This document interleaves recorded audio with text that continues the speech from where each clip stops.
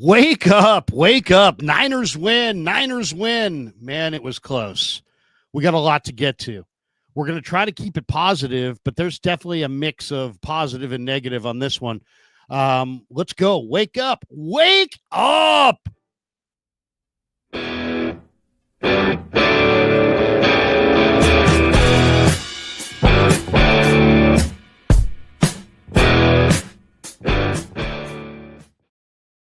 It's just fantastic to have you here. Welcome to Wake Up in season officially. Here we go.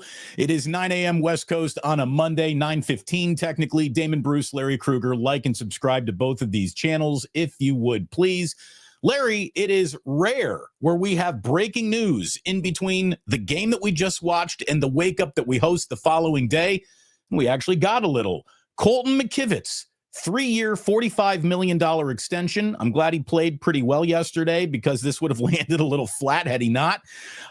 Look, it's good business. It's also, I think, their way of saying this entire time that we were dealing with Juwan Jennings, we were thinking of you too, big fella. This is a smart extension. It's one that I think it's a win for both sides. I've got no complaints at all with the Colton McKivitz extension. Well, I mean, look at what Jalen Moore got from Kansas City, and Kansas City's not even starting Jalen Moore. So, I mean, there's all kinds of money that's out there in the marketplace for decent offensive linemen, and Colton McKivitz is better than decent. He's a good athlete. He's smart. He's tough. He's a reasonably priced player. I know there's a lot of people, he stinks, he sucks, he's this, he's that. He plays a very, very tough position. There's no question about that. And he goes up against some really, really good players. And is he the best left tackle in the game? No. But he's also not being paid like the best left tackle in the game or right tackle. I mean, he can play either spot. And they trust him. So, I mean, I know there's a lot of people that want to see the 49ers just, say goodbye to basically everybody not named Dom Pooney and Trent Williams. But they really like Colton McKivitz. They've made that abundantly clear. He had a pretty good year last year. He's in great shape this year. He's put on 15 pounds of muscle. He's a great athlete. I mean, this guy was an all-state basketball player, and he's 6'6", 315 pounds. So it's hard to find great athletes walking around at that size. Because it's hard to find great athletes at that size, these guys always get dramatically overpaid in free agency. And I kind of think, I don't know what your takeaway on this is. We'll hear in a second, but I kind of think this is the precursor to Trent Williams is going to retire. Now, why do I say that? Because I just think the 49ers are signing McKivitz partially because they think that there's probably a better than 50-50 chance that this is it for Trent Williams, and they don't want to replace both tackles in the same offseason. I think you're right. I think that's it. Here's the thing. Whatever happens to Trent Williams in his career going forward, he's very likely in his last 49ers contract, right? So I don't think he'll play. You think he's going to play somewhere else, you mean? Maybe. I mean, that's a guy who will, I think, do things for the right money. And by the way, I don't say that as an insult at all. We'll all do the right things for the right money. But there's a guy who I think would extend his career for one more paycheck at the end when it looks like it might be said and done, especially now that he's in his I only play on game day portion of his career. If some NFL team's like, you never have to go to training camp, you're hardly going to practice, you only got to show up on game day, here's a check for $18 million. Yeah, I could see him coming back for one more go around the sun with somebody if the Niners were to move on. I could also maybe even see the Niners want to buy into that one more year because he is Trent Williams, for goodness sakes. But I do think you're right. I think that this is a little insurance on the tackle position. It's a reward for a player who, again, he's not Lane Johnson. He's not perfect, but he is pretty damn good. And when you look at what is wrong with the 49ers, it's usually not Colton McKivitz. And the guy's always out there on team forever injured. Colton McKivitz is available. So that I think makes him even more valuable to the 49ers than he might be somewhere else. So I no problems at all. Congratulations to him. I know one of the things that we talked about during the entire Juwan Jennings headache was if you sprinkle a little on Juwan, Colton's going to feel like he got left out. This is the we're doing business with you too, big fella move. And I think it's a good move for all involved. No winners, no losers, just good business. Congratulations to Colton McKivitz and the 49ers who win yesterday. Like you said, Larry, there's not a feeling amongst 49er fans that they're ready to go dancing up or down Market Street after that one. There were an awful lot of echoes of last year's shortcomings, frustrations, bad jobs that, followed them into this year. This is a year that's supposed to be defined by a rookie class. It's going to make a big impact. We hardly saw any of them in any significant way, positively or negatively. So it was a game that I think a lot of people weren't prepared to have wash over them. But when it was said and done, they win. And Larry, I got some positive takeaways. Before we get to that, why don't we get into thanking our sponsors off the shoot so we don't forget them. Of course, on the Krug side, we're brought to you by Pig and a Pickle, the best barbecue in all of Northern California. Check them out. They're in Emeryville. They're in Corte Madera. They're open 7 days a week from 11 a.m. till 8 p.m. or until they run out, and they do run out. I can't tell you the number of people, though, yesterday who's like, Krug, I'm watching the Niners, and I'm going to go over to Pig and a Pickle and get some lunch takeout on the way, to cater our Niner thing. I mean, I got at least 6 or 7. I forward those yesterday to Damon, the owner of Pig and a Pickle. So thanks to Pig and a Pickle. And also this 49er football season is presented on the Krug Show by Sleeper, the fastest growing fantasy platform in the world. It's the one-stop shop. You get blazing fast news, real-time stats, group chat, season-long leagues, and of course, Sleeper picks for daily fantasy. Use the promo code Larry and Sleeper will match your first deposit up to $100. Links in the description. Terms and conditions do apply. And thanks to Sleeper for being a proud sponsor of the Krug Show. And of course, later on, the Krug Show is also brought to you on this side by Habbas Law, and we'll tell you more about Habbas later on. Larry, I made some plays on Sleeper yesterday. Darnold got me with his rushing over. As soon as he had that 9-yard scramble, my parlay was gone right there in that one moment. Otherwise, I was on it. Freaking Sam Darnold. Otherwise, yes, we love you, Sleeper. Also a sponsor on Damon Bruce Plus. Of course, we're always brought to you by Ike of Ike Sandwiches. I had people telling me that they were enjoying an Ike sandwich during our live stream and watch party yesterday. That always puts a smile on my face. Thank you very, very much. And please come and join yours truly, hopefully Larry Kruger as well, showing up at the Dubliner West Portal on Saturday, October 4th. We're going to get going at 4:20, and we're going to have ourselves a fun Saturday night over at the Dubliner. We're going to have a DJ spinning actual vinyl. No CDs, Larry. We're going with vinyl. Wow. And it's going to be a really good time. We certainly hope that you can make it. We hope everybody here watching in the Bay Area can make it out to the Dubliner West Portal. It should be a really good time on October 4th. Thanks to them. Thanks to you. And shall we just start? Thanks to Robert Saleh for coming back to the Bay Area. I want to go positive here, Larry. And look, we're 8 minutes into the live stream. We have yet to use the words Jake or Moody.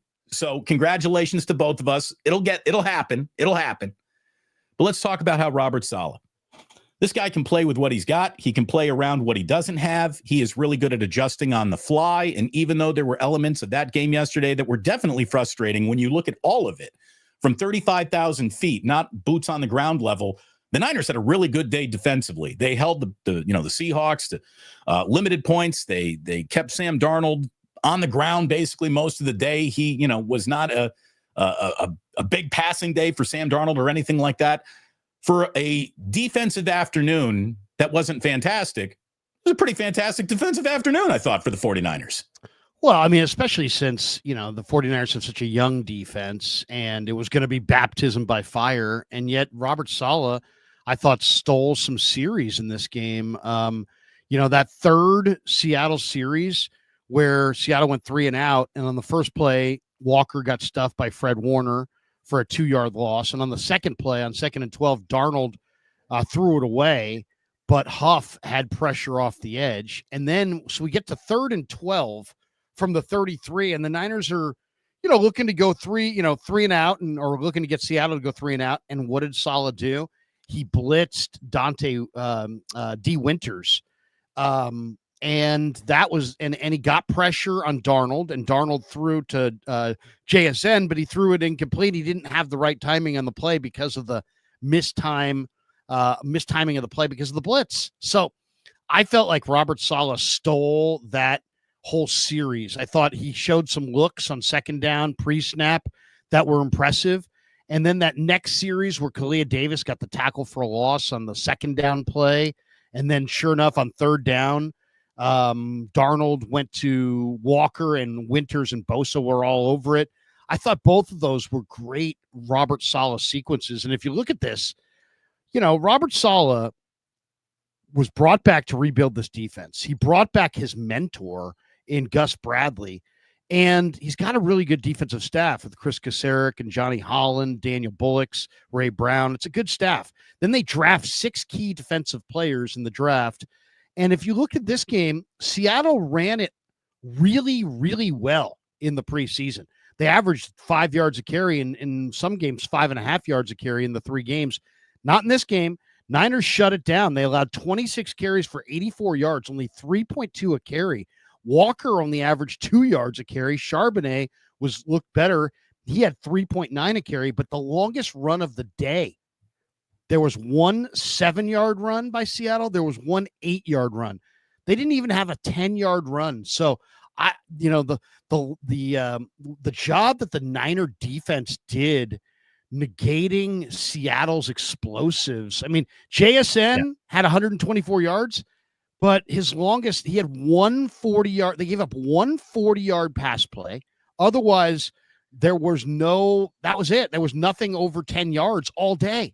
And there was no run longer than Darnold's 9-yard scamper. I thought one of the biggest plays of the day was that Renardo Green pass breakup on a Jackson Smith and Jigba target late in the game. That was huge. Saleh's done a great job. There's no doubt. And it's only going to get better. Like this is, I think he's working with his rawest fistful of clay in week 1, and it will take greater shape and greater form as the season even goes along. So I'm pretty excited about a defense, again, which is going to be dotted with the efforts of rookies who we didn't even see much of yesterday. Siegel, though, played very, very well. Demonderic Winters, man, that guy, he was flying all over the field. He was on my TV screen all game long. He played really, really well. So really good, positive takeaways defensively. And then obviously Nick Bosa, when it mattered most, Larry, when it mattered most, he salted that game away. I also thought, and this goes back to what Robert Saleh came in here to do and the things that he had to fix, the Niners were terrible against the screen last year. You could screen and tunnel screen the 49ers to death, and teams often did. The way that Bosa came out and played Jackson Smith and Jigba on that screen, Larry, means that they've been studying up how to get better on screens. Didn't you think? Wasn't that one of no question? I mean, there was plays. It wasn't just last year either. I mean, I was asking Steve Wilkes about this quite a bit the year prior. There was just way too much room on screen passes, and the angles looked wrong. The 49ers, every play, I mean, when you watch the Niners defend the screen last year, it was like an advertisement for throw more screen passes, because it just, even when they made the play, it just looked very haphazard and lucky and random. Like if you ran 3 screens at the Niners, they'd tackle one for a loss, they'd tackle one 10 yards down the field, and one would go for a touchdown. I mean, it had that kind of vibe the last couple of years. So I thought that was good. I mean, the screens that they did throw were snuffed out so thoroughly and so early that it really negated, Kubiak calling more of them. I thought the screen game was really, really good. Yeah, I mean, to hold Seattle to 146 passing yards, to limit their ground game to 3.2 a carry, and this is early in the year, and it's not like, well, hey, it's a young offensive line that's coming together. Yeah, it's a young offensive line that's coming together, but it's an offensive line that had come together in the preseason when was pushing people around and bullying people. And so the Niners kind of bullied them back. So I thought that was, that first drive, Charbonnet had a bunch of nice runs, and then it seemed like the run fits got better after that. I would agree. It got better as the game went along. And again, sometimes you're watching it and it feels wrong. Then you go back and you look at the box score and you're like, wait a minute, that was better than I thought it was. And that's the way a lot of that game felt. Brock Purdy's never lost in Seattle. I don't think that can just be glossed over as some stat that really doesn't matter, or he's just, he's not really driving the bus. He's along for the ride. I don't care. Brock Purdy has never lost up in Seattle. He's 4-0. The 49ers were 2-12 in their 14 games up in Seattle before Brock Purdy appeared on their radar. So on an afternoon where, not being thrilled with how Brock Purdy played is fine. You don't have to be thrilled. He played very, very well around a couple of choices that almost eliminate how well you were playing up to that point. Bad turnovers, and even on the game-winning touchdown, that ball was in jeopardy too. I saw that it was the least likely to be completed pass of the NFL's afternoon, and it was the touchdown to Tonges. So, that it finished great, but on a day where Brock needed to be, good, he was good when he needed to be. He was scary when that allowed the Seattle Seahawks to hang around this game as much as any missed field goal did with the turnovers. But, overall, again, you got out of Seattle with a win. You can't complain too much about that. Well, it was an interesting day. I think every game, we're getting a more complete picture of who Brock Purdy is every time he goes out there and plays. And once, we've seen almost every outcome, then I think you can put your arms around exactly what kind of player he is. I think what you're looking at is a phenomenal player. I mean, I had several of his plays, like give you an example, just as my first half flash list. This is only the flash list only includes guys who just had what I would consider special plays, like a really great play. That makes the flash list. And Purdy showed up on this flash list a ton in the first half. Why? Well, the first third down, 3rd and 4, buried inside their own territory, and he throws that nice timed out to Kittle. That was a dime. It was a great opening drive, by the way. 14 plays, covered the entire length of the field. You could not have started better. And Purdy in the drive, I think, was 6 of 7. Purdy on that same opening drive found Pearsall against Kobe Bryant on a post, which was a 25-yard reception. It was one of the best anticipatory throws he threw all game. He had thrown that pass well before Pearsall had hit the break point. So, and he put a lot of air on it. He threw it to a spot. I mean, it was really hard to defend, and it was a beautiful pass. Now, Purdy also went to Pearsall on the very next play for 12 yards on a great throw. And this was a defender, Damon, in Purdy's face off the play action boot action. And all of a sudden he flips around off the boot, and here's a defender like 4 yards, 5 yards in front of him. Now, this was a play that Colin Kaepernick never could make. He would have to outrun that guy, stiff arm him. There's no way he could throw it, layer it over him. Instead, Purdy, with the defender in his face, perfectly layers the pass right to Pearsall, 12-yard pitch and catch. Then there was a pass where Purdy went to Kittle against Julian Love and Witherspoon. It looked like double coverage. He put it right there, a dime.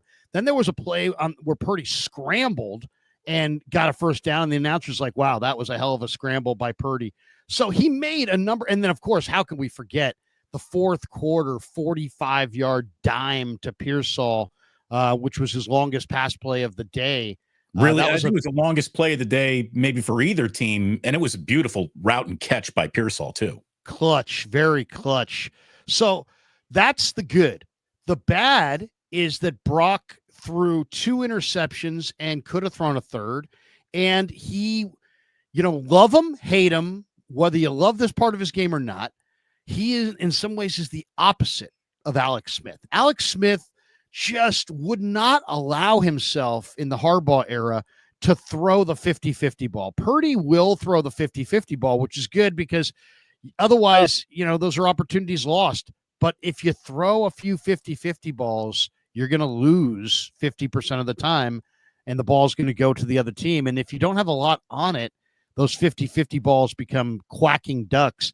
I thought the first interception was bad, but McCaffrey, I think, slipped down. Is that the one we're talking about? The first one, he slipped down, yeah, and then he floated it to Ernest Jones. Picking up the blitz.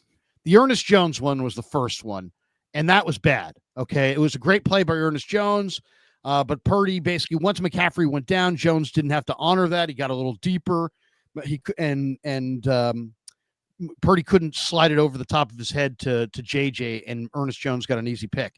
The second one was just god awful. You got 3 defenders there. You got a 4th defender lurking. You don't put anything on it. You float it down. You float that ball. I mean, it could have been picked by anybody. It was like anybody's ball. That's just too. That's too cavalier. That's too. The ball. Here's the thing. Can't take that kind of chance. Every single quarterback in this league is throwing interceptions this year. All of them. No one will have an interception-free season. All quarterbacks, good quarterbacks, great quarterbacks throw interceptions. There are like levels to interceptions, though. And trying to make something happen doesn't mean that was a bad interception because you're trying to make something happen. But what are bad interceptions are when you're throwing lollipops, and that was kind of a lollipop throw, and he threw into triple coverage. A $53 million a year quarterback will throw interceptions, but he can't make the choice to throw into triple coverage. So that's where that's the second pick was the most offensive thing Brock Purdy's done on a football field in a while. It nearly happened again at the end of the game, too.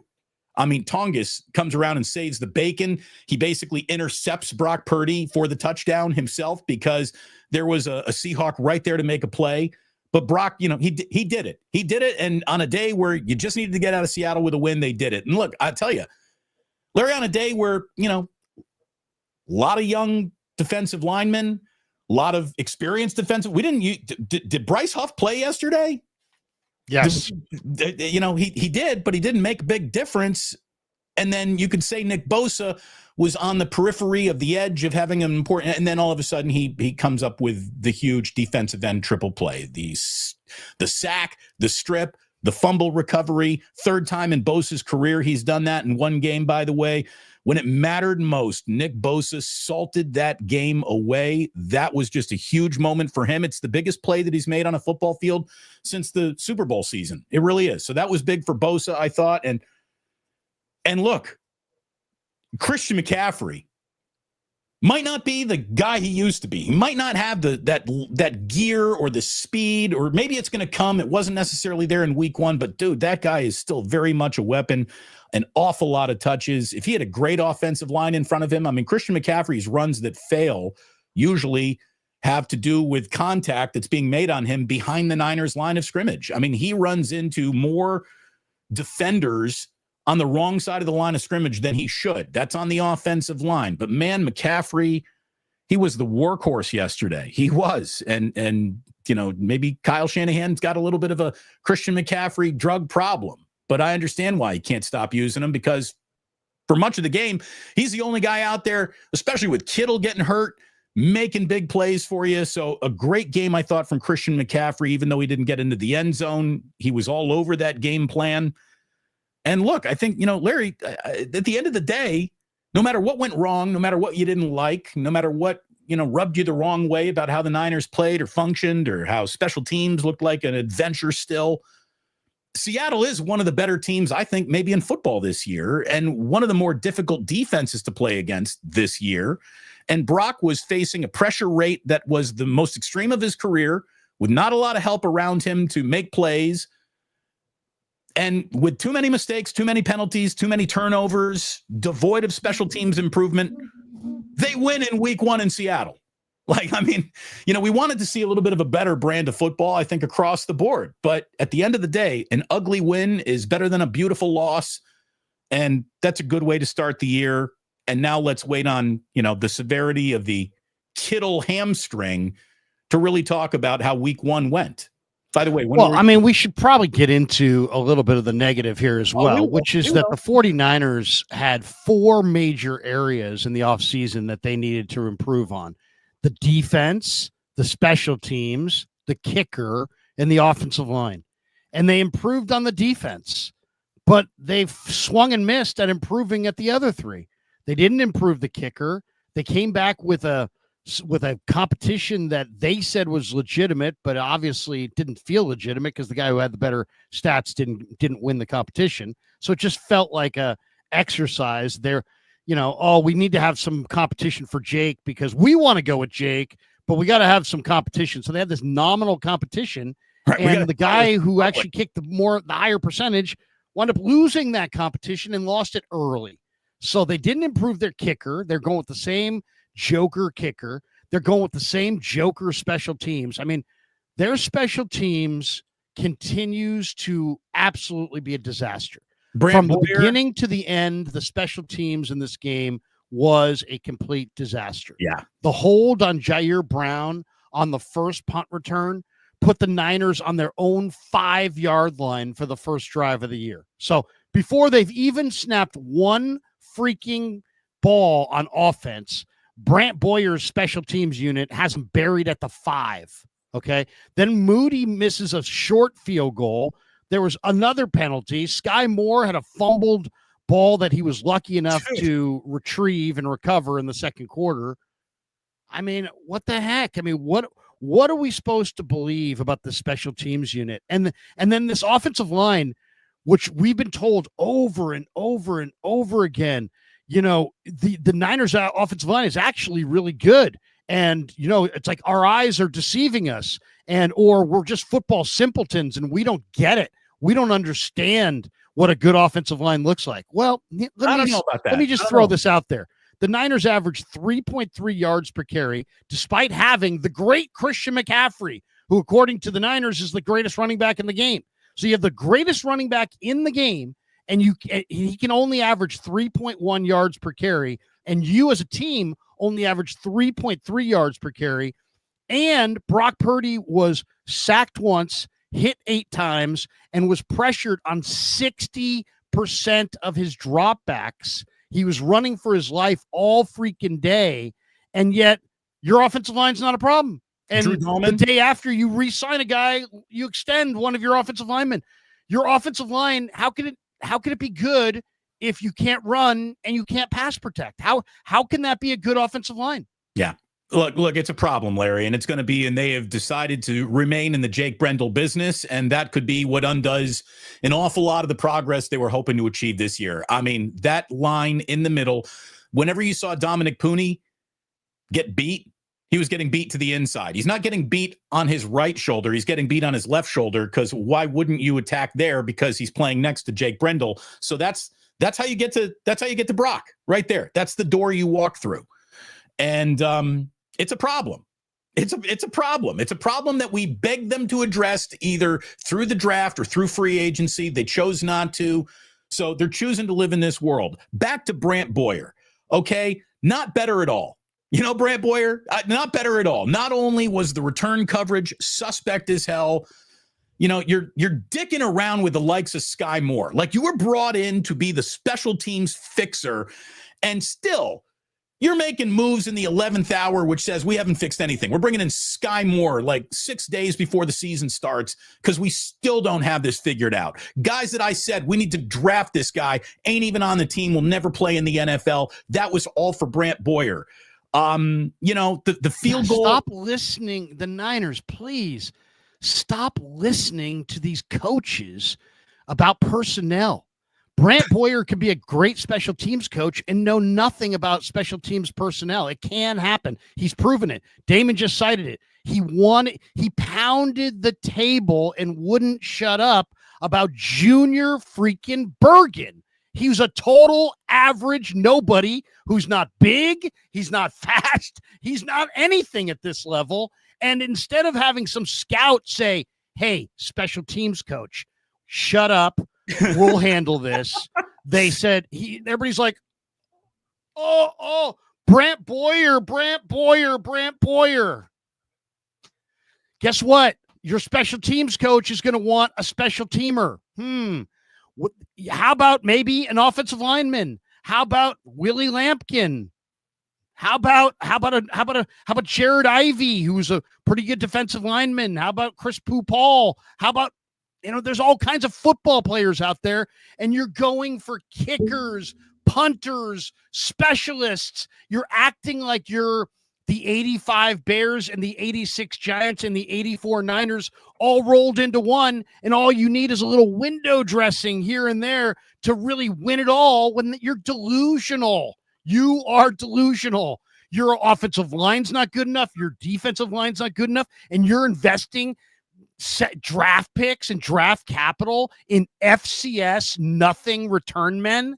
Okay. I mean, stop listening to the coaches in draft time. Let them sit in another room. Have your scouts draft. How hard is that? Hard is that? You're a couple of years older than me. You and I have been watching football on our lives for a combined, let's say, 30 years of me really paying attention, 30, 40 years for you really paying attention. We got like over 70 years of watching football experience between the two of us.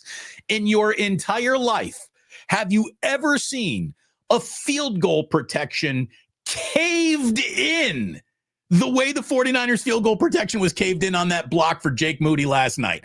I mean, look, maybe that was an excellent Seattle play. I don't know. I think it was also probably full of special teams mistakes because that's who the Niners are. It's in their DNA. They will fuck up on special teams. It's what they do. And I've never seen 3 penalties on special teams. I've never yesterday. Seen. How many times you had your return man, your handpicked return man fumbled, your handpicked kicker shanked another 35-yard field goal. You had multiple penalties on your coverage units. Saron Neal, you told us, was a Pro Bowl special teamer. If he was out there, I didn't see him. Who's making a tackle? Who's making a tackle? Look, late in the game, they almost let the ball come back to the 50-yard line. The Sky Moore allowed the first ball to fall and didn't field it. So the Niners started their first, and then the penalty started the first drive on their own 5-yard line. I mean, the Niners were the worst team in football as far as their starting position, field position wise, and their opponent's starting field position. That what they call the secret yards within. Right. The Niners were last in this category last year, and sure enough, they get the special teams coach. They defer to him like 19 different times. I asked him. I said, "Were you given any assurances?" I didn't need any assurances, really, because we need assurances that this is not a train wreck of a special teams unit. So they brought this guy in. They're acting like this guy's Frank Gans and Dave Taub all rolled into one, like he is the special teams god. And they're still crappy on special teams, and they're still buried in a hole. So, I mean, this offseason where you had to find a new kicker, didn't. Had to find an upgrade on your offensive line, really didn't. I mean, you found some backup guys for down the road, but you're still got the same situation where you're basically a tackle injury away from Brock Purdy running for his life and the whole season being flushed down the toilet. By the way, one tackle injury away from the season really hanging in peril. Did you go for a tackle? No, because it wasn't quite right. We didn't have quite the right. We were looking for perfect, didn't find perfect, so we passed pretty good 15 times on the way to drafting Junior Bergen. Right. We're all about our offensive line, but we passed on Willie Lampkin, who was the highest graded offensive lineman in preseason, and was signed by the best offensive line in the game, the Eagles.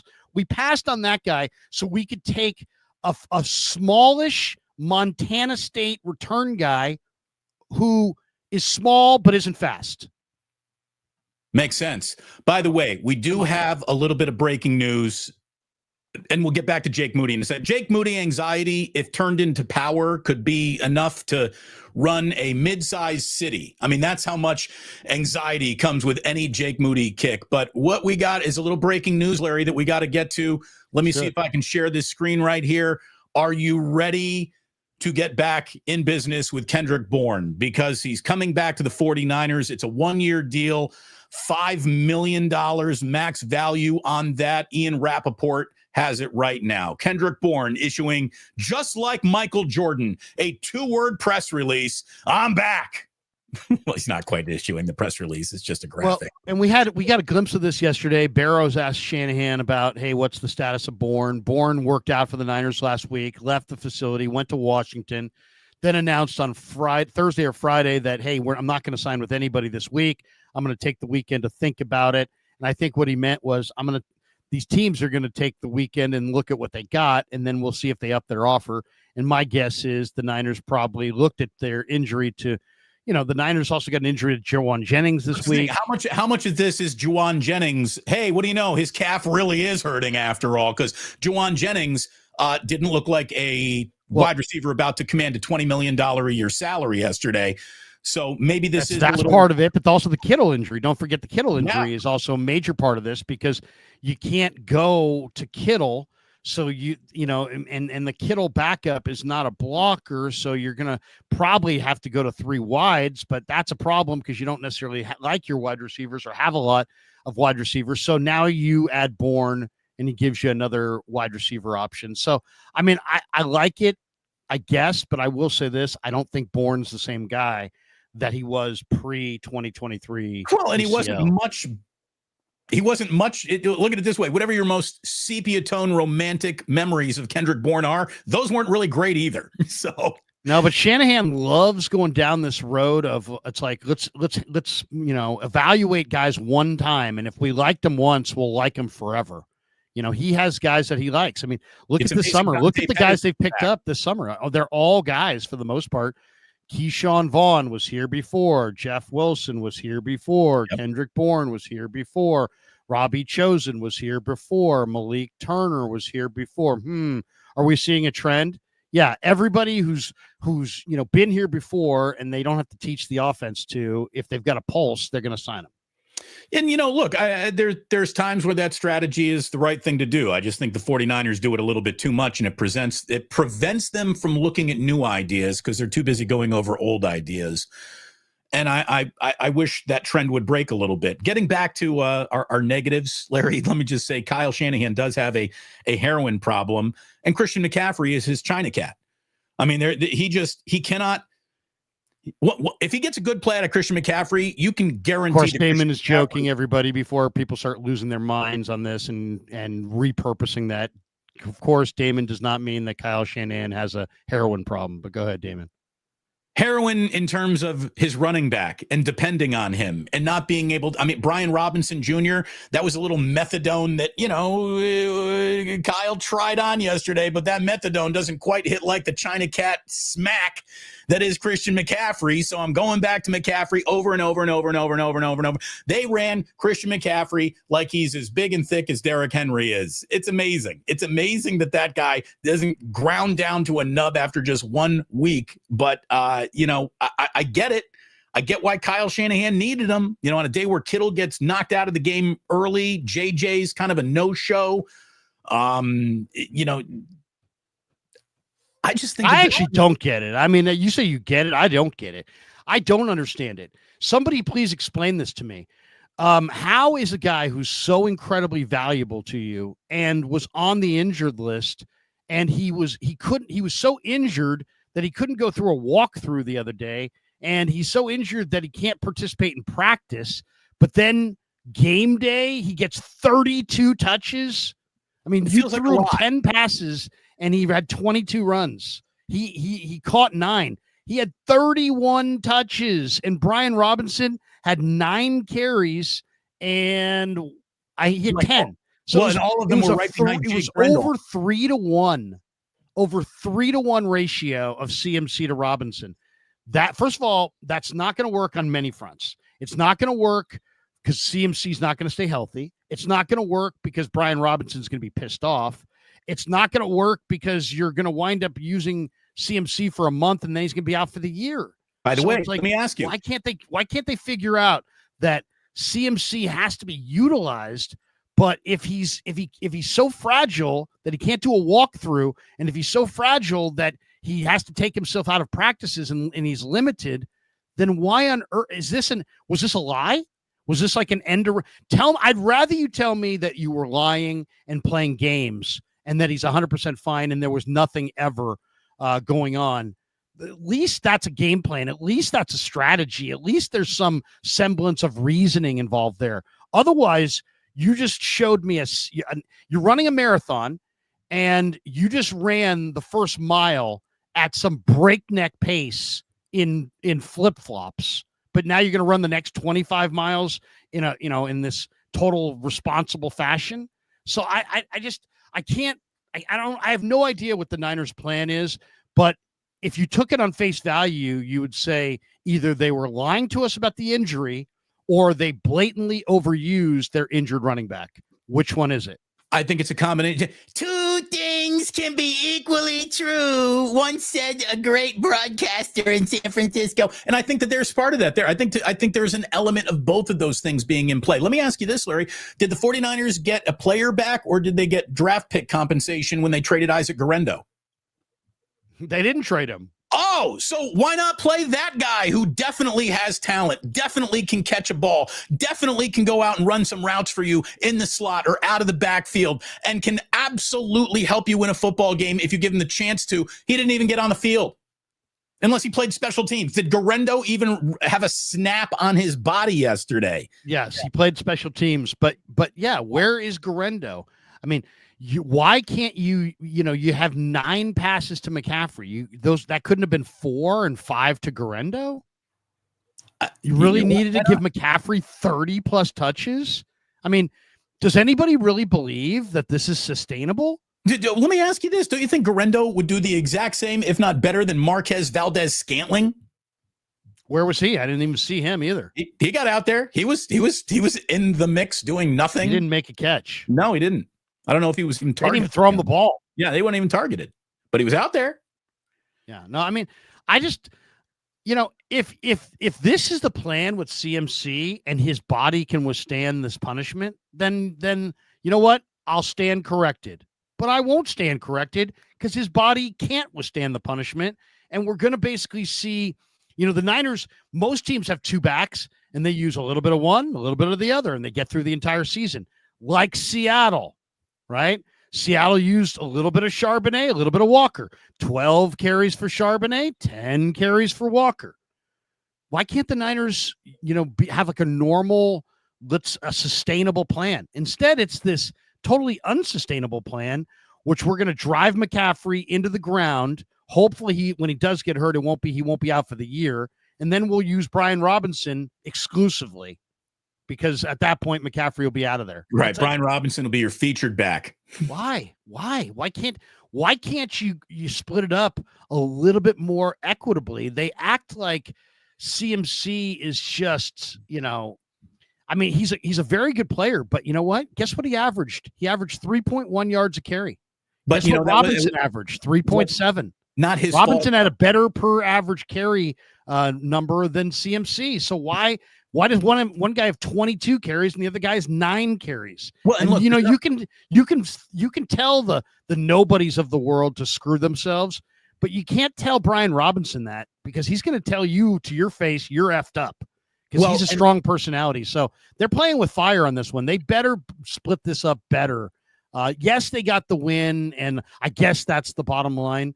But it's a cross country drive, right? And you're not even out of California yet, and you're already having car problems. I think that Shanahan needs to become a little bit more dynamic in some of his play calling too. Like if McCaffrey's having success touching the ball 2-3 plays in a row, he's going to get the ball on play 4 and 5 as well. Like it just, once he goes to him, he can't go away from him. And you'd think that now that everybody's got their eyes on McCaffrey, it's the perfect time to go away from him. A little razzle dazzle. Like give me a play that Isaac Guerrero works on in practice. And it's the only thing Isaac Guerrero does in practice, because Isaac Guerrero's been told Brian Robinson's here. That means we're not going to need you like we used to. But what we are going to do, Isaac, is give you 4 plays. And these 4 plays, when we call them, have to work, have to go for 3 yards every single time we call it. This is what you do. You are our magic. Need a play in a game. Wasn't expecting to see you. Here it is. Wrinkle. And on a day where, Kittle is out and JJ isn't doing much. And, I thought yesterday was the day where give me a little bit of a wrinkle, especially in the red zone. It's 2nd and 3. They're absolutely looking at Christian McCaffrey getting the ball on 2nd and 3. Don't hand it to Christian McCaffrey to make it 3rd and 5 because he got stuffed in the backfield. Like, there's too much of that. There's just too much of that. McCaffrey is being met in the backfield far too often for a guy getting that many carries. But it's a hell of an offensive line. It's a great offensive line, Larry. No notes. It's a great offensive line. And if you don't understand that it's a great offensive line, you don't know ball, and you're kind of a simpleton. And it's like, it's that kind of dialogue that just absolutely is so nauseating. You don't realize how great this offensive line is. Well, you're right, because you can't run. and your quarterback's running for his life and was pressured 20 times in the first half and like 60% of his snaps, you're right. I can't appreciate the greatness of this O-line. I don't understand it. It is beyond my thinking capability. We're too simple for that. So we started positive. We drifted into anxiety and negative. Larry, I know we got a whole bunch of supers we got to get to here, but let me just give everyone the facts, because here's where you stand after 4 quarters of football. The 49ers have started the season 1-0 now for the 3rd consecutive year and for the 10th time in the last 14 years. So 1-0 is where they are. 7 of their last 10 season openers on the road have been won. So they're very comfortable opening the season on the road. I'll tell you that they're going to New Orleans next. New Orleans looked awful yesterday, so it should be a lot easier of a challenge. Larry will have as big of a challenge in New Orleans, maybe as the 49ers, just getting from Baton Rouge after a day of drinking in an LSU game to the Superdome. God bless you, Krugers. May the Lord guide you on your path between those two cities. Shanahan is now 4-5 in season openers. And that was regular season win number 71 for Kyle Shanahan, which ties him with Buck Shaw for the 3rd most wins by a coach in franchise history. So the next time Kyle Shanahan wins a football game, he will stand 3rd all time by himself in terms of winning head coaches for the 49ers. He is 21 wins shy of Bill Walsh, 26 wins shy of George Seifert for number 1 on the all-time 49ers coaching wins list with 98 regular season wins. So, you know, we love to bag on Kyle in good times and in bad. There's no doubt about that. He's a pretty good coach. And even though his offense sputtered a bit yesterday and it felt like Robert Saleh really saved the day, Shanahan and company go to 1-0. A winnable week 2 game is on their schedule. So, you know, we can complain about the details, but the overall, I guess, good start, right? They won. That's good. That's yeah. I mean, any wins, a win is believe me, a win is better than a loss anytime, any way it comes, any way it shakes out. And credit them. I mean, this Seattle team, I don't think is going to have a great year, but it's still a representative defense for sure. And this was going to be, I mean, I don't know if you agree with this, but I personally feel like the Niners are going to have absolutely 6 war games against their division. They're not all these games. Arizona, Seattle, the Rams, they're all going to be wars. They're all going to be hard fought. They're going to be closely contested. I don't see the Niners blowing out Seattle. I don't see them blowing out the Rams. I don't see them blowing out the Cardinals. I don't think they can blow any of those teams off the map. I don't think any of those teams can blow them out. But it just sets up for 6 knockdown, drag out, what they call ice bag games. And yesterday was one of them. And luckily the Niners got through that one. 2 guys I've got to mention, though, that I think when I watched upon the rewatch, I thought they really jumped off the screen outside of Purdy with some of his good plays and bad plays. Really. Is this about to be a D Winter segment? No, it was just going to be one quick mention for Ricky Pearsall. You know, Ricky Pearsall is fulfilling his potential. He caught 4 of his 7 targets for 108 yards. That 45-yarder in the 4th quarter was nice. He took a couple hits. Ricky Pearsall he's not going to be a bust. You know, his first year was a throwaway year. I think this is much more indicative of the kind of player he's going to be. And I thought he was spectacular and better and better and better as the game went on. You know, sometimes this early season guys get gassed because they don't play very much and they're not in shape. This guy's in great shape. And he was playing full speed at the end, and I thought he looked good. The other guy that, man, I don't know what to say about this guy, but every time I see the Niners play this guy, I think this is one of the greatest players I've ever seen. And this is Julian Love. Oh, dude. You know, what an elite player. He had the blitz sack of Purdy in the 2nd quarter. He had the blocked, he had the caved in, missed field goal, which got blocked. The interception. The guy is just an awesome player. I mean, he was great at Notre Dame. I don't know how the New York Giants ever let that guy get out of there, because they're the ones who had him originally. and then he just departed quickly in free agency. Great signing by John Schneider. This guy, Julian Love, has got to be one of the NFL's handful of the most underrated players in all of pro football. He's just an awesome player, man. Just an awesome player. Really good player. Absolutely. He's one of the best Seattle's got for sure. And it comes through in the film. You're watching it, you're like, oh my God. Right. Yeah. There's Julian Love. He makes huge tackles. He makes big plays, special teams, hitter, nose for the ball. I mean, guys. You don't have to look hard for him. You don't have to look for him. He pops out on the screen. He really does. I know we got some supers to get to here, but can we just talk about that Sunday night game just a little bit? Because that was really an instant classic. What a finish in Buffalo.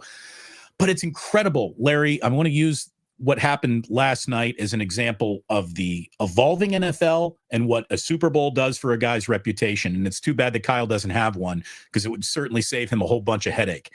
John Harbaugh. John Harbaugh won a Super Bowl. John Harbaugh has always got a really good football team. It is fundamentally sound. It is well constructed. It's well built, usually has great regular seasons, and then for whatever reason, falls flat in the playoffs. But for 1 year where they go on and he beats his brother in the Super Bowl. And let me tell you, that Super Bowl Lombardi trophy is doing an awful lot of heavy lifting for John Harbaugh's reputation. I saw this from Josh Dubow last night of the AP. John Harbaugh's 17 blown double-digit leads in the second half is the most by any head coach in football since 1991.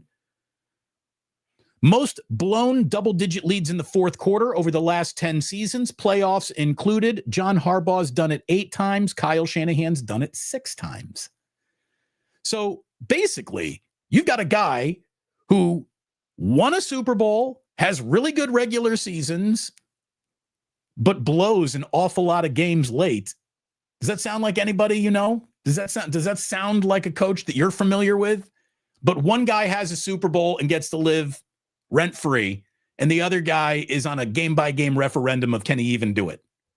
And that is such a difference. One Super Bowl for John Harbaugh has changed, and he's a good coach, but man, he blew it last night. The Ravens lost because of a singular choice that John Harbaugh made. And even though no football game comes down to one play, and Chris Collinsworth is even saying, I understand that Buffalo's in field goal range if you go for it here. 4th and 3, you're averaging 9 yards a carry between Derrick Henry and Lamar, and you punt it back to a red-hot Josh Allen who is just on I'm going to beat you if I have the ball last, John Harbaugh didn't coach the game that he was in.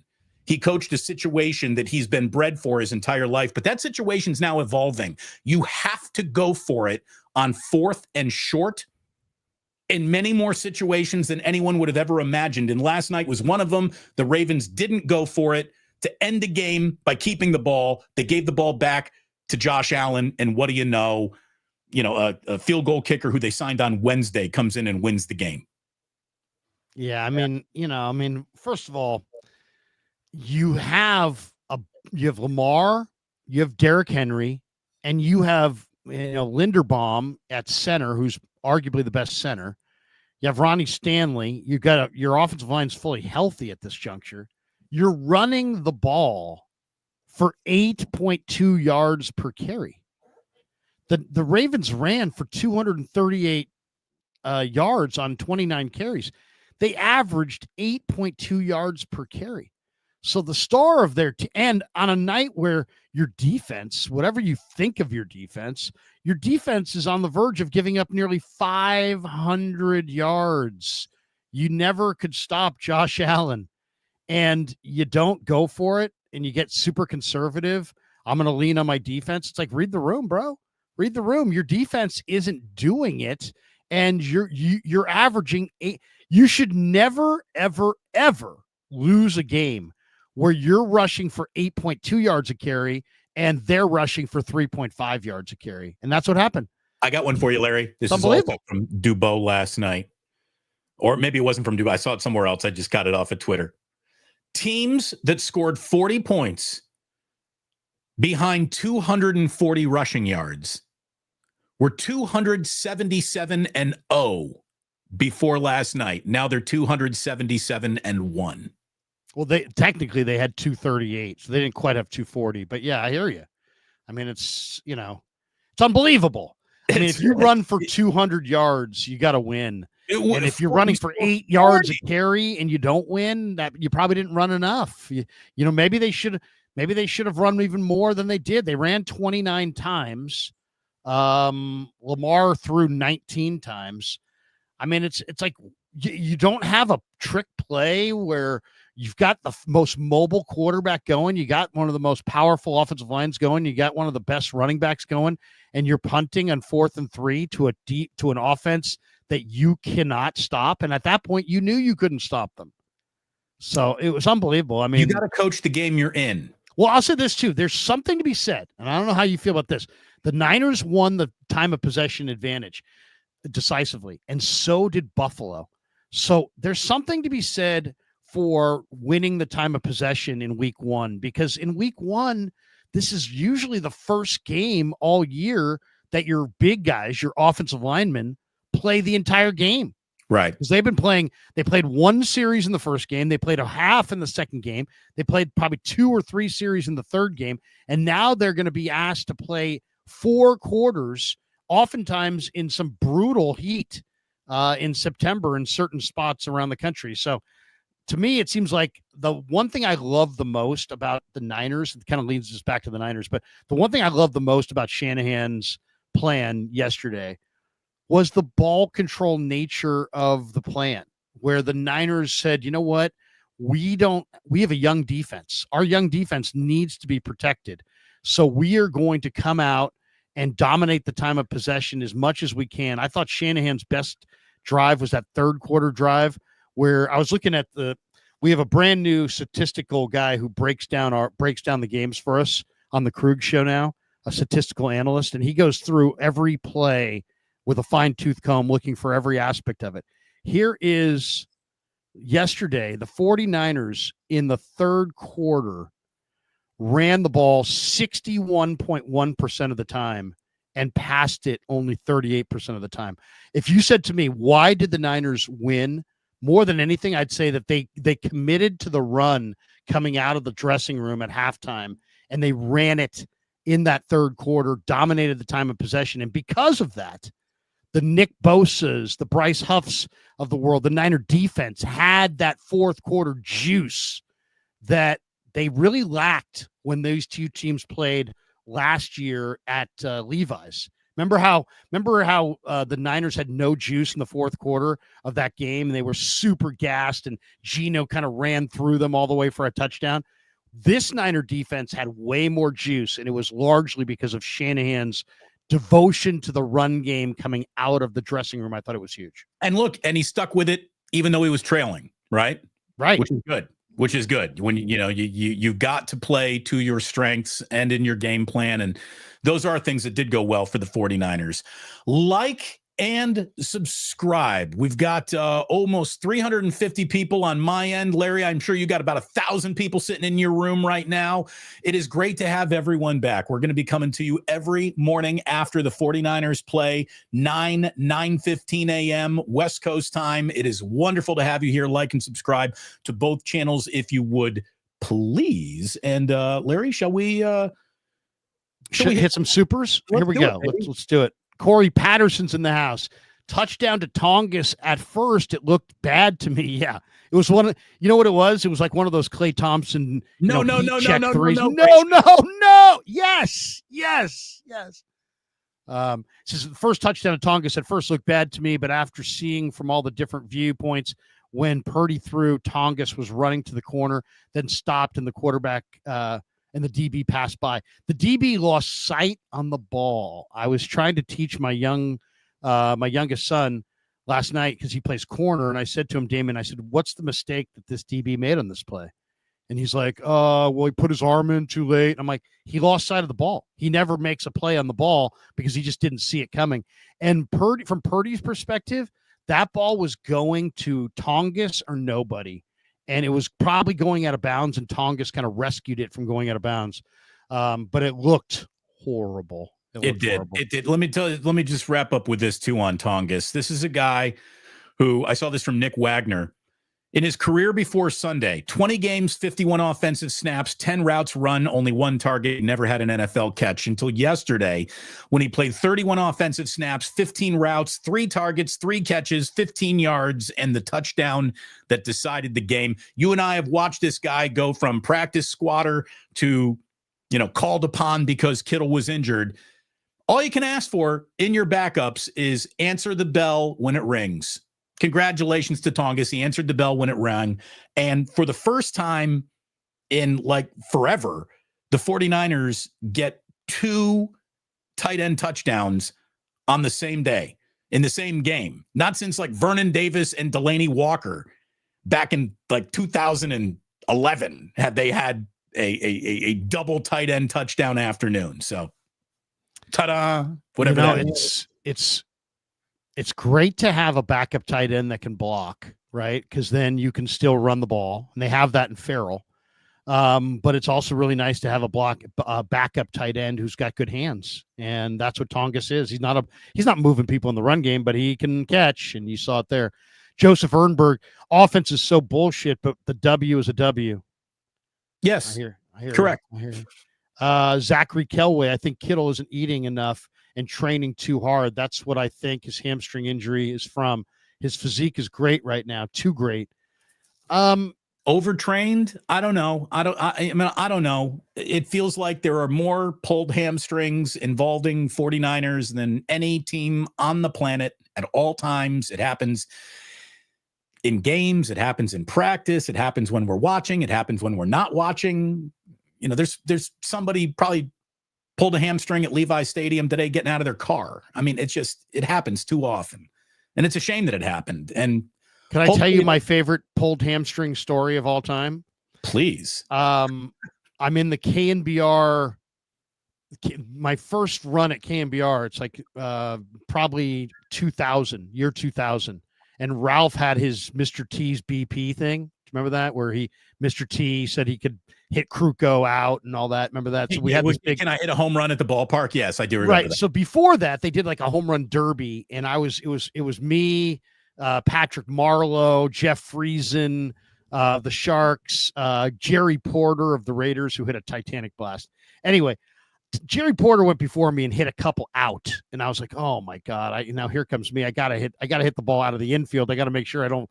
I'm probably not gonna hit it out, but I gotta hit it representative shot. I take the biggest swing on the very first swing and hit the ball really well. It went one bounce to the make-believe fence they had there in the middle of the outfield. Mm-hmm. And as I followed through, I felt both hamstrings pull at the same time. On the first swing, Damon. Bilateral hamstring pull? Bilateral hamstrings up my ass. Just immediately I'm like, oh, and I went the rest of the BP with pulled hamstrings and then just stumbled off. And it was so bad. Did you have a ghost runner going down to first? Oh, thank God there was no runner. Oh my God, that would have been bad. Kyle L., did you get a chance to watch the end zone view? What was the issue with the interior? Was it all Brendel? Jake Brendel, 0 push anytime we went middle. They didn't. I mean, I did watch it again. I haven't watched the all 22 copy. I watched the TV copy again last night. I'll watch the all 22 this afternoon, and I'll get you a little bit more details for Niners Nightly by tonight. But yeah, I'm going to be looking at that as well. Ben Diesel, 85. It was so good to see the grit that Saleh brings. Return to San Francisco. D. Winters really showed off his improvements, which is very promising. Yep, D. Winters looked good. He looked good, and Saleh. What a great addition Saleh has been. Why no Nick Martin yesterday? Why wasn't Nick Martin dressed? Because he doesn't have a special teams role right now. And so they didn't have, but that could have been a huge mistake if Warner had gotten seriously hurt early. That made you hold your breath for a little minute there, didn't it? Oh, yeah. And then when I saw it, I thought, is it a neck thing or concussion? But no, he just got kicked in the mouth and he was just, basically bleeding from the mouth. Ricardo Rodriguez, Bill's got a kicker on a red-eye flight to kick a winning field goal. I think the Niners can get a kicker better than Moody. Game ball goes to Saleh in the D. Yeah, no question. Greatness 54. I have to hear Forrester talk about Jake Brindle being a Pro Bowl center. I'm going to tear my hair out. The guy is trash. Yeah, I mean, it's like, come on. I mean, if he's really good, then I need to see really good results. Right. And I'm not seeing really good results. I'm seeing a team that's struggling to run the ball and can't protect the quarterback. Someone's like, Kyle, are you going to move on from your kicker? If he was going to move on from his kicker after one miss, he had the wrong guy on the roster to begin with. They're trying to make this Jake Moody thing happen. Again, if Jake Moody had been drafted in the 6th round or undrafted, he wouldn't be on the team anymore. I don't know. I don't know if you can go with the Niner fans with the one miss. How about one miss a week? I mean, he's the guy's missed a lot. Blood Moon says if PM, who's PM? Oh, Patrick. Well, who's this? If PM Patrick Mahomes, Lamar Jackson, Josh Allen, or JB. Who's JB?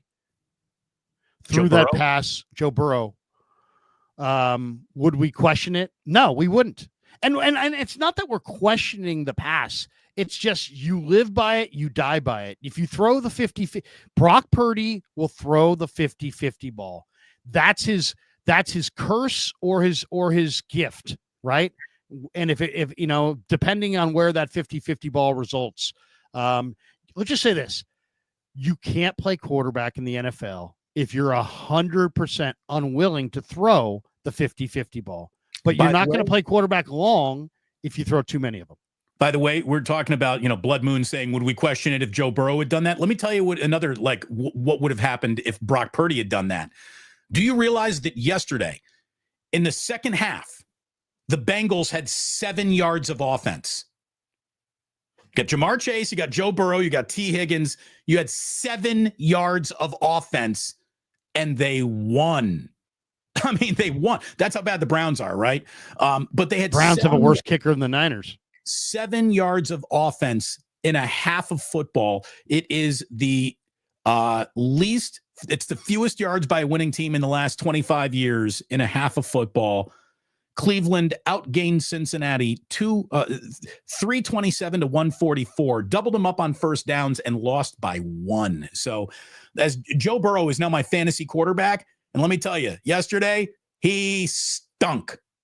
If Brock Purdy ever played that bad over a half, you'd have people jumping off the Transamerica building and off the Golden Gate Bridge. And if that can happen to Joe Burrow, I guess it could happen to anybody. JC Mania says breaking news. KB on the way. Kendrick Bourne solving all problems. Yeah, I don't know, guys. It's not. Just remember this: Jeff Wilson was on the way too, and he, suddenly it wasn't the same Jeff Wilson. Don't expect Kendrick Bourne to be the same Kendrick Bourne. I just, to me, he's not the same guy or anything close to it.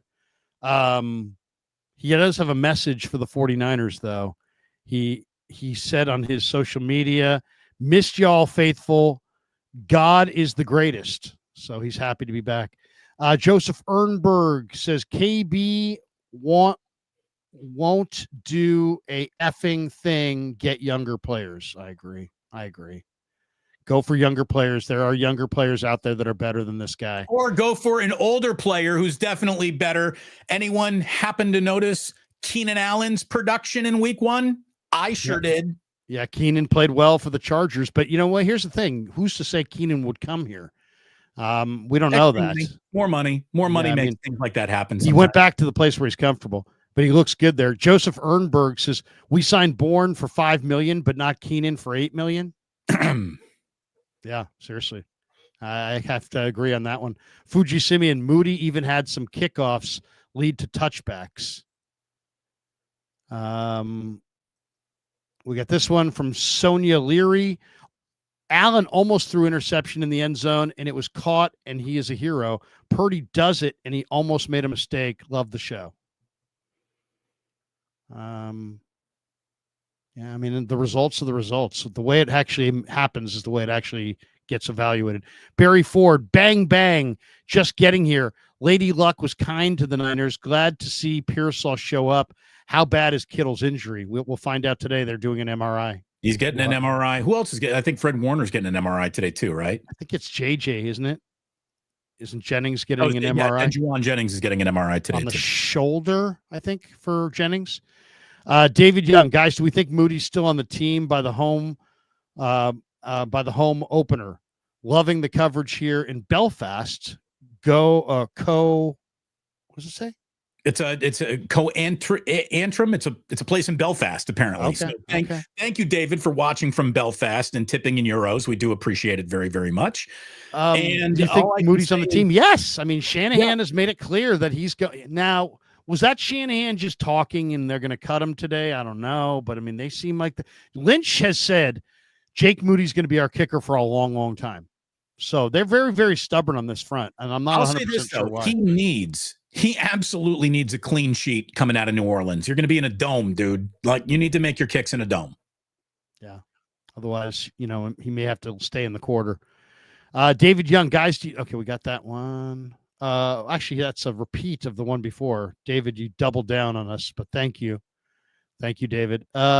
Fuji Simeon, with the new kickoff rules, kickers like Moody who can kick with power are no longer needed, just needed to be accurate and consistent kickoffs. Moody is not. I mean, I brought this up to you and to others in the postgame show.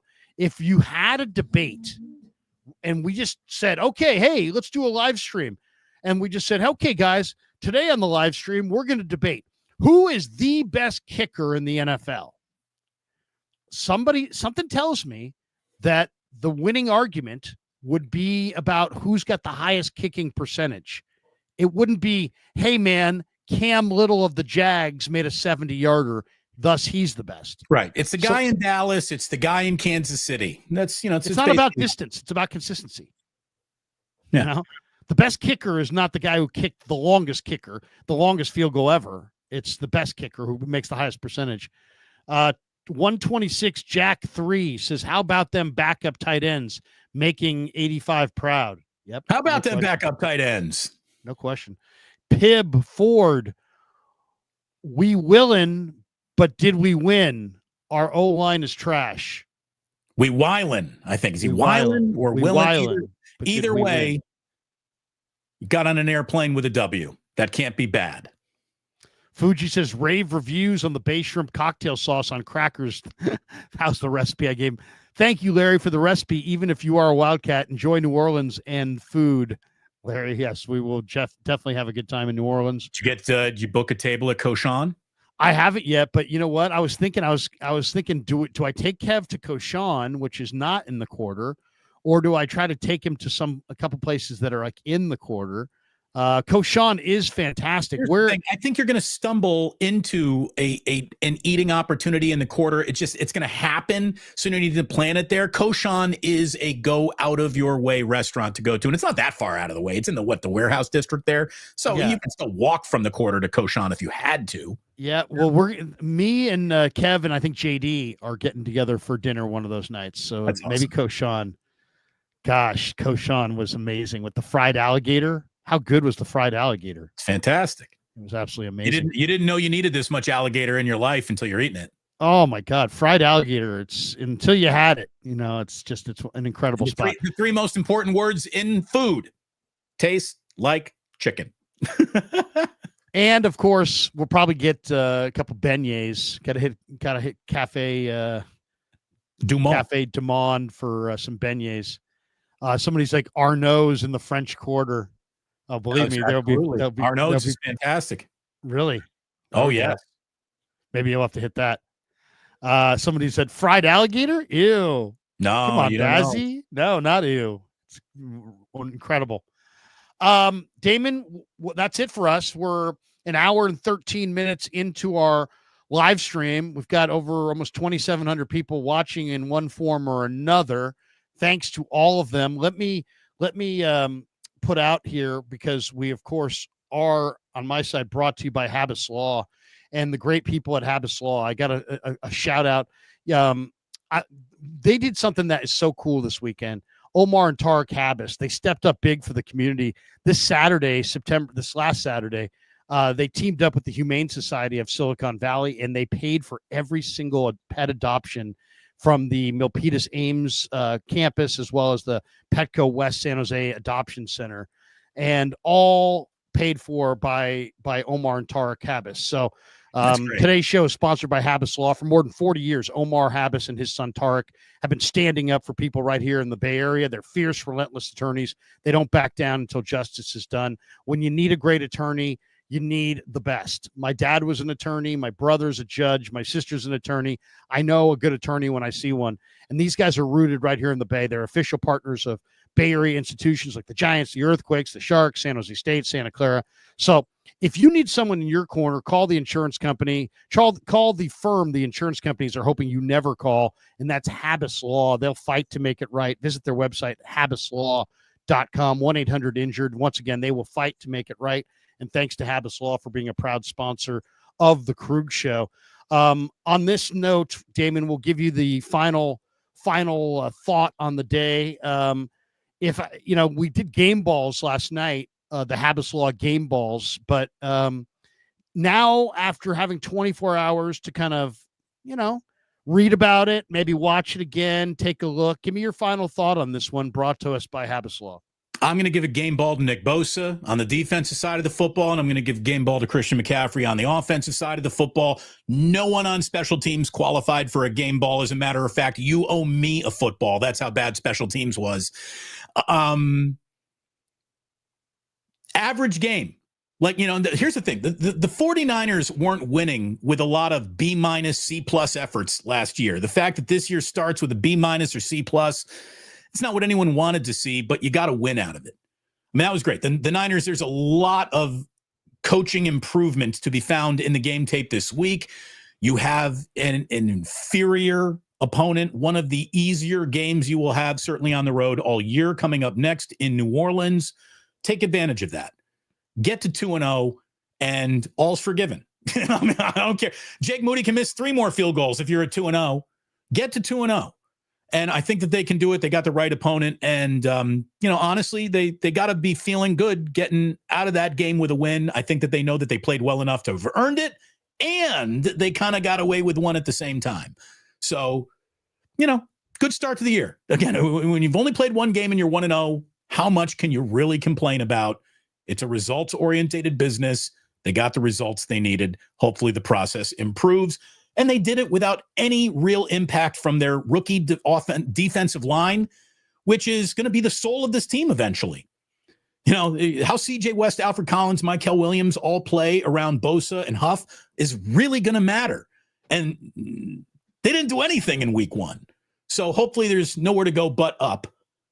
And I'm glad we're underway. Larry, it's great to see you again. It really is. I'm so glad that football's back, baby. I feel normal again. So your game balls go to Bosa and McCaffrey. Yes. Okay, I'm going to go with Tonges on offense. Just, come on, man. I mean, way to go, Tonges. I mean, you never know how you're going to react in the moment, right?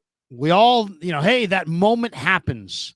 Maybe it's in real life, maybe it's in a game, but how are you going to react in that moment?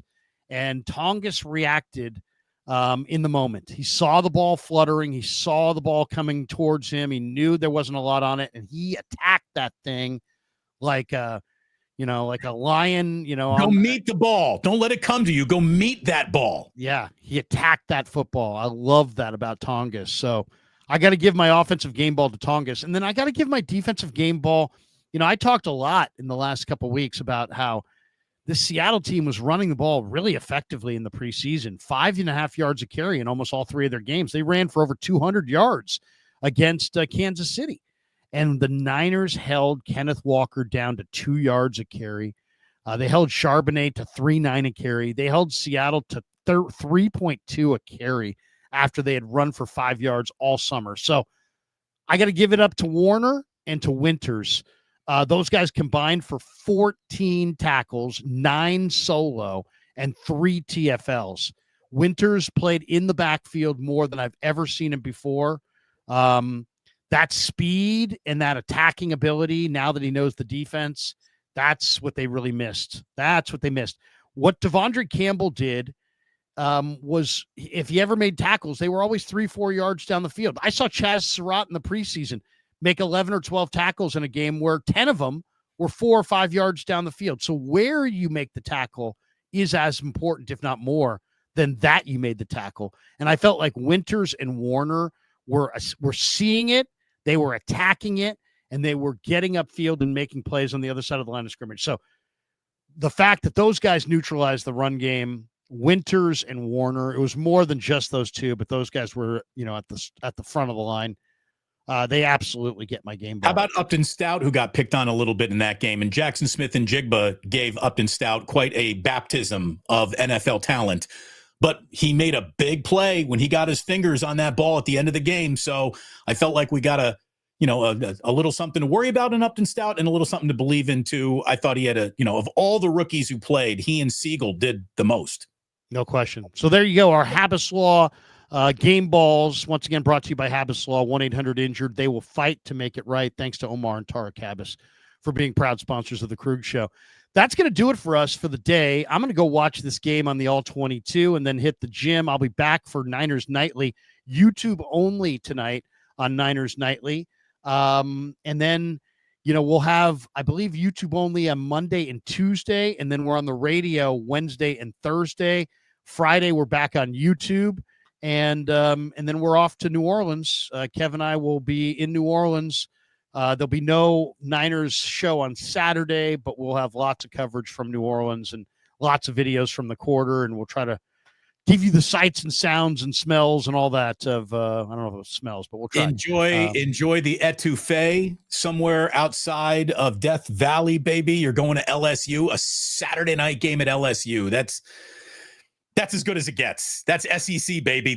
You're going to have such a good time. You and Kevin have a great time. Have a great time, obviously, in New Orleans and at the Superdome as well.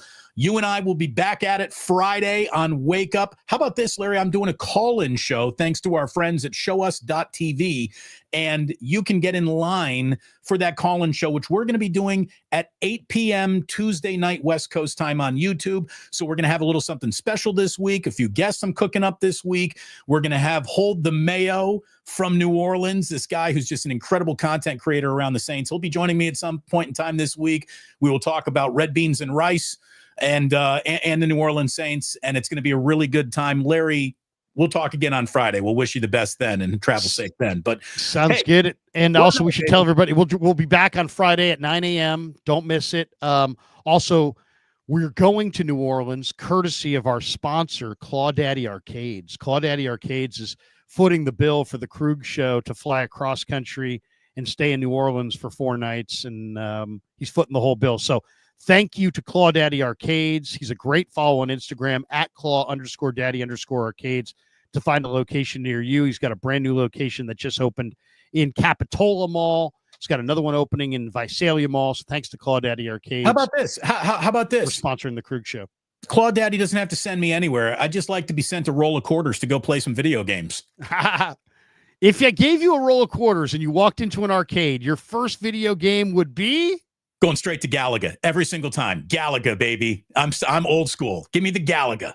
I kind of like the centipede with the ball with the ball that sometimes you get your finger kind of pinched in there. Yeah, that can hurt. That kind of hurt. But what really hurts when you're playing Golden Tee and you're going for a big drive and you pinch both your thumbs at the top of the ball. That's painful. That's painful. Well, anyway, that's going to do it for us. I think we got all the supers. We got that one. Yep, we do. We got them all. All right, that's going to do it for us. Thanks to all of you. Thanks to our sponsors. Hit like and subscribe on your way out the door. Good job, Mary. Good job. Shop all of our sponsors. Get out there and go Niners. Go Niners. Maybe they'll give them Miatas at the end of the year for the razor. Yeah. Peace.